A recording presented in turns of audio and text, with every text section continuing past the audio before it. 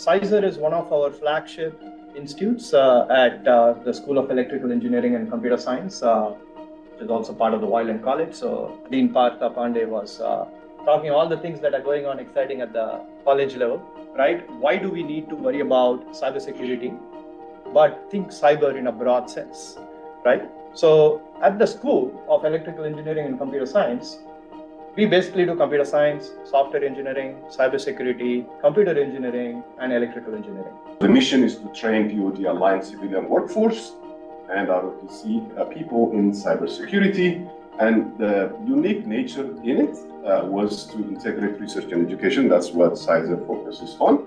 So right now we use physical things in warfare or defense, and we support it with cyber. 5 years from now, by the time we get to 2030, that's going to be reversed. MITRE has actually mapped less than 2% of the map vulnerabilities already that exist. As it's human intensive process. And the question we were trying to ask is, can we automate this process? The quantum internet is in its essence is an entanglement distribution like network. So this is a network to distribute entanglement. If you distribute entanglement, then you can do distributed quantum computing, you can do secure communication, and there is something called entanglement-based QPD, and you can do sensing, because you can do now distributed sensing. My biggest advice to anyone starting out is to make sure that you stay technical. As you progress in your career, you start to take on more and more leadership responsibilities.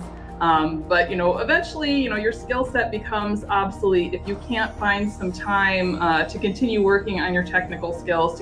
Cybersecurity, are you into crypto? Are you into active network defense?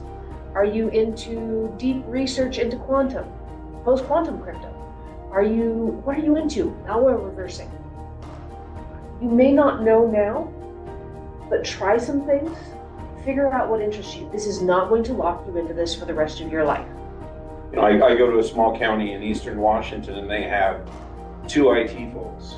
And I can go through and I can sit down for 3 hours and I can give them some input and some ideas and improve their security posture by the time I leave. Industrial control systems have changed in complexity drastically in just the 20 years that I've been here. And it used to be that you would build an industrial control system or power system and expect it to be completely isolated, completely air-gapped from everything else. That is not the case today.